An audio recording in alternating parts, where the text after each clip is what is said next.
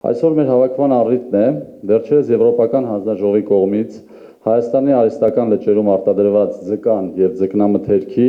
ԵՄ շուկաներ արտահանման թույլտվության ստացումը,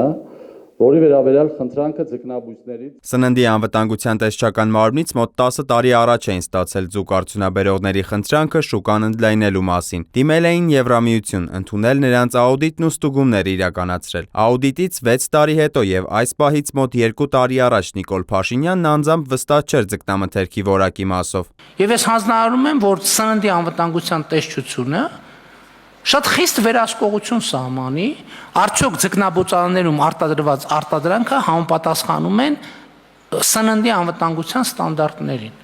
Ոչ միայն մեր երկրի, այլև Եվրամիության ստանդարտներին են համապատասխանում, նշում է Սննդի անվտանգության տեսչական մարմնի միջազգային համագործակցության բաժնի պետ Տիգրան Եսայանը։ Աուդիտի ավարտից դեռ 2017 թվականից սկսած որակի բարելավման աշխատանք են իրականացնում, իսկ արդեն այս տարվա մարտի 16-ից Հայաստանն իրավունք է ստացել ձուկ եւ ձկնամթերք արտահանել Եվրամիության երկրներ։ Կարծում եմ, եթե իրենք բացել են կամ իրենք ներառել են Հայաստանի Հանրապետությունը տվյալ ԵՄ կանոնակարգի համապատասխան այն աղյուսակում, այն ցանկում, որով թույլ են տալիս երրորդ երկրներին իրենց երկիր ներմուծեն ձուկ եւ ձկնամթերք, ուրեմն համապատասխանում են։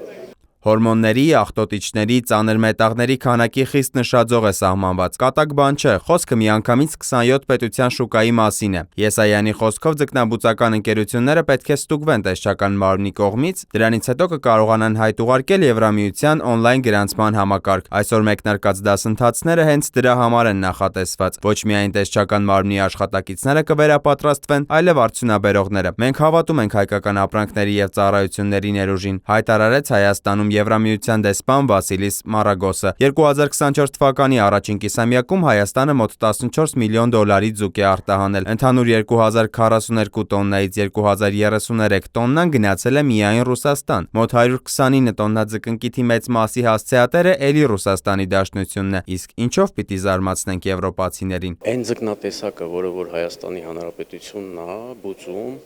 հիմնականում ելնելով ինչ-ինչ աղբյուրներից տեղեկացված ենք, որ շուկայում առկա չի։ Կարծում եմ, որ հնարավոր է նորմերով ձուկ արտադրել, ես ասեմ ավելին, նաև հնարավոր է հասնել ավելի լավ բարձր ցուցանիշների, որոնք որ դեռևս այս պահի դրությամբ արձանագրված չեն։ Ըստ Փայտյանի զարգացման պլատֆորմ ունենք, եւ սա մեծ հնարավորություն է արտադրանքի ծավալներն ավելացնելու, բայց այս հարցով էլ կառավարությունում 2 տարի առաջ խնդիր էին մատնանշում։ Եկեք մի հատ հաշվենք, մենք տարեկան ինչքանի ջուր ենք ծախսում, ուղղակի ծախսում, վատնում եւ ինչքանի ձուկ ենք արտադրում։ Լուծվել է թե չէ, չգիտենք։ Հստակ է, որ Հայաստանում ձկնաբուծության նպատակով ստորգետնյա ջրօգտագործման 107 թույլտվություն կա, որից 51-ը Արարատի մարզում։ Բայց այս պայծրությամբ արգելված են մենք գործողից բացի